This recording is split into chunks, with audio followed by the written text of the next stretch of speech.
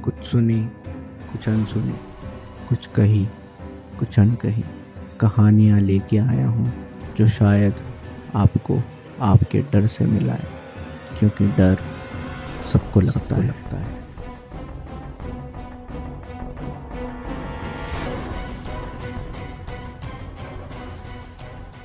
राज ने हमेशा से ही एक अभिनेता बनने का सपना देखा था। एक छोटे गांव में वो पला बड़ा था और ना जाने कितनी ही अनगिनत रातें उसने फिल्में देखते हुए बिताई थी, खुद को उस बड़े पर्दे पर देखने की कल्पना करते हुए।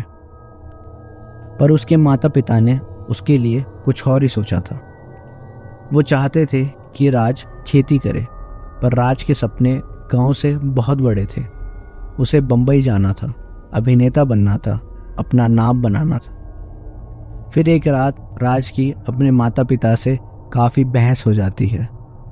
फिर राज एक छोटे से बस्ते में कुछ थोड़ा बहुत सामान रखता है, थोड़े पैसे लेता है और घर के मेज़ पे एक खत छोड़ के चले जाता है।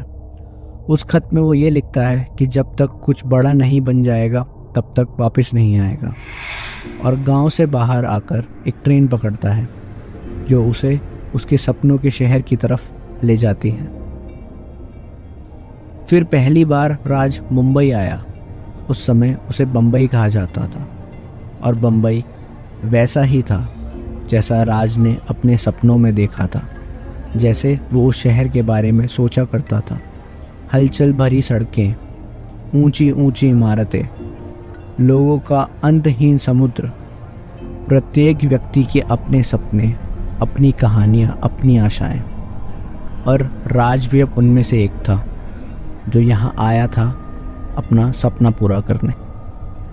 राज ने सबसे पहले उस शहर में रहने के लिए एक कमरा देखा। वो कमरा एक पुरानी इमारत में था और उस कमरे में पहले से ही 3 लोग और रहते थे। ये ज़्यादा तो नहीं था, पर एक शुरुआत ज़रूर थी। फिर क्या था, राज पूरा दिन ऑडिशंस में निकाल देता था, कभी किसी डायरेक्टर के पीछे, कभी किस प्रोड्यूसर के पीछे। दिन हफ्तों में बदल गए, पर राज ने अभी हार नहीं मानी थी। वो बिना थके ऑडिशंस में भाग ले रहा था। लेकिन जैसे जैसे हफ्ते आगे बढ़ रहे थे, उसका उत्साह अब कम हो रहा था। उसे इस शहर की असलियत पता लग रही थी। उसे समझ आ रहा था कि शहर खराब है, और अगर राज को जल्द से जल्द कोई नौकरी नहीं मिली तो उसका इस शहर में रुकना असंभव हो जाएगा। उसे समझ आ गया था कि इस शहर में रहने के लिए उसे कोई ना कोई काम तो ढूंढना ही पड़ेगा, जब तक वो एक बड़ा अभिनेता ना बन जाए। इसलिए वो एक छोटे से रेस्टोरेंट में एक वेटर की पार्ट टाइम नौकरी ले लेता है। जहाँ दिन में वो ऑडिशंस जाया करता था, वहाँ रात में वो उस रेस्टोरेंट में वेटर का काम करता था। उसका अगला 1 महीना ऐसे ही निकला।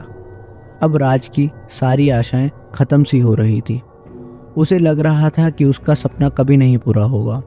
ऐसे ही एक शाम जब राज एक और बेकार दिन के साथ अपने घर लौट रहा था, तब उसे एक बूढ़ा आदमी अपनी इमारत की सीढ़ियों पर बैठा हुआ दिखा। उस आदमी के चेहरे के ऊपर उम्र के बादल छाए हुए थे। उसकी आंखों में एक अलग सी चमक थी। जैसे ही उस बूढ़े ने राज को देखा, उसने राज से कहा, तुम अभिनेता बनना चाहते हो, है ना? उसकी आवाज कर्कश और थोड़ी भारी थी। राज ने हाँ में सर हिलाया। बूढ़े आदमी ने आगे कहा, ये शहर खोए और अधूरे सपनों से भरा है, लेकिन अगर तुम चाहो तो तुम्हारा हर सपना पूरा हो सकता है। मेरे पास एक तरीका है। राज ने जिज्ञासा से भरी आंखों और हताश कंधों के साथ अपना सर हाँ में हिलाया। फिर बूढ़े आदमी ने राज को एक छोटी फटी हुई किताब दी। उसका कवर घिस चुका था और पन्ने उम्र के साथ पीले हो गए थे। किताब देते वक्त बूढ़ा राज को कहता है, जो भी इसमें जैसा जैसा लिखा है वैसा वैसा ही करना, लेकिन सावधान रहे। सपनों की कीमत तुम्हारी सोच से काफी ज्यादा है। पर राज पर अपने सपने पूरे करने का एक जुनून सवार था। वो एक किताब ले लेता है। जैसे ही राज किताब लेता है उसे अपनी रीढ़ की हड्डी पर एक ठंडक महसूस होती है, पर वो इस बात पे ज़्यादा ध्यान नहीं देता। वो फिर उस बूढ़े आदमी को धन्यवाद देता है और जल्दी जल्दी अपने घर पर चले जाता है।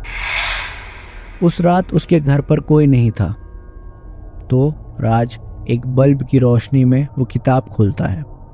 वो किताब अजीब मंत्रों और तस्वीरों से भरी हुई थी।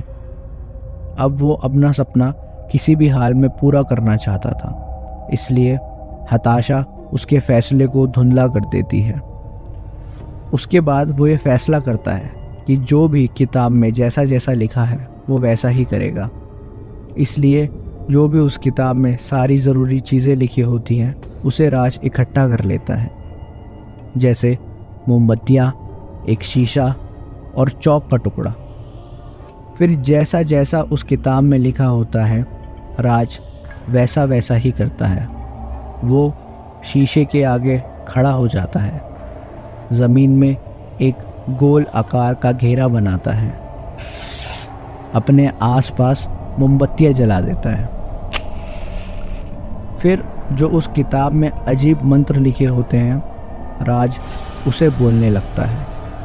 फिर कुछ समय बाद ही वो कमरा ठंडा हो जाता है, बल्ब की रोशनी बंद हो जाती है, मोमबत्तियों की आग टिमटिमाने लगती है और तभी शीशे के अंदर से एक परछाई बाहर आकर उसके सामने खड़ी हो जाती है।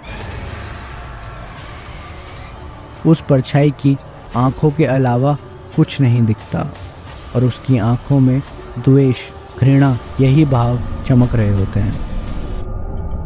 इसके बाद उस कमरे में एक अजीब सी ठंड पड़ जाती है। राज का गला सूख के कांटा हो जाता है। वो समझ नहीं पा रहा होता कि ये क्या है। इससे पहले राज कोई हरकत करता वो परछाई फुसफुसाती है, तुम्हें सपना पूरा करना है। राज सर हाँ में हिलाता है क्योंकि बोलने की उसकी हिम्मत नहीं होती। फिर परछाई आगे कहती है, ठीक है, हो जाएगा, लेकिन याद रखना हर सपने की एक कीमत होती है।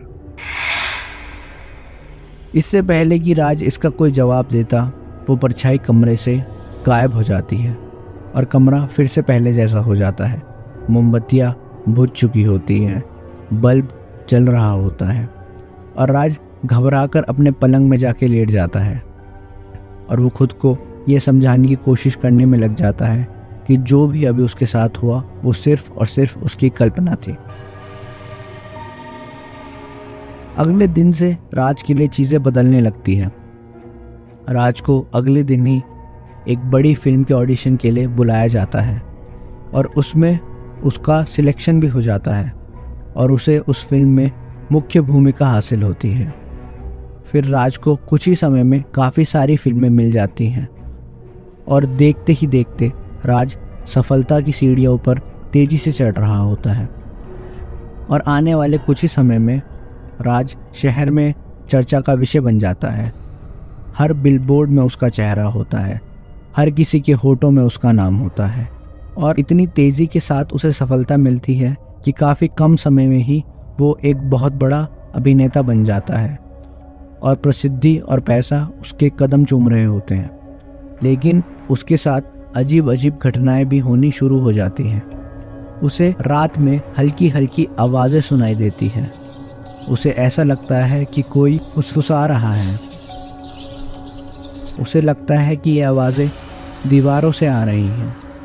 फिर ये आवाज़ें उसका नाम पुकारने लगती हैं, राज, राज, राज। उसे ऐसा लगता है कि उसके घर में परछाइयाँ घूम रही होती हैं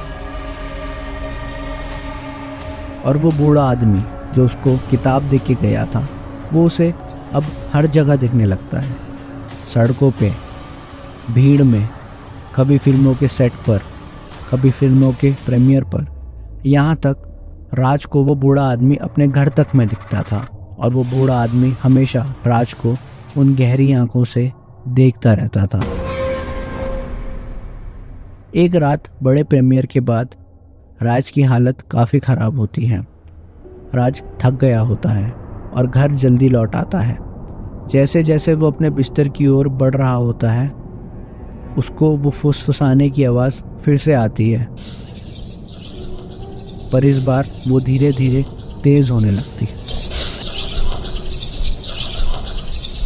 वो कमरा वापस ठंडा हो जाता है और अंधेरा वापस बढ़ जाता है। अचानक से उसे दिखता है कि शीशे के अंदर से वही काली परछाई फिर से निकलती है और उसके बिस्तर के सामने आकर खड़ी हो जाती है। तुम्हारा सपना पूरा हो गया, वो परछाई कहती है। अब कीमत चुकाने की बारी है। राज अंदर से सहम जाता है। उसके शरीर में इतनी जान नहीं बचती कि वो वहाँ से भाग सके। वो चिल्लाने की कोशिश करता है, लेकिन उसके गले से कोई आवाज़ ही नहीं निकलती। राज झटपटाने की कोशिश करता है, पर उसका शरीर अब सुन्न पड़ चुका होता है।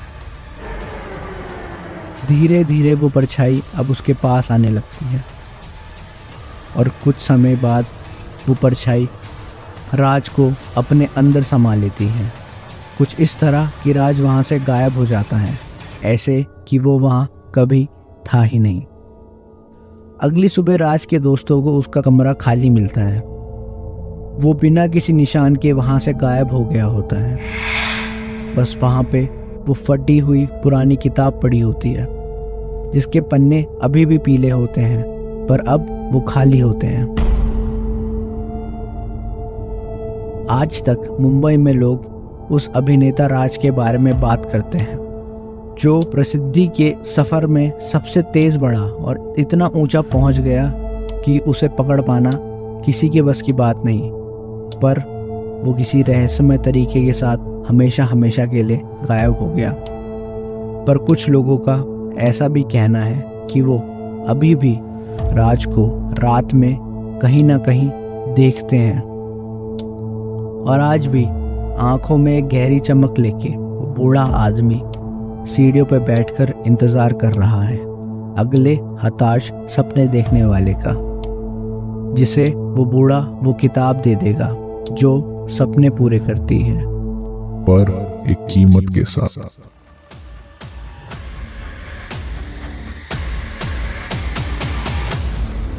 आप सुन रहे थे डर सबको लगता है।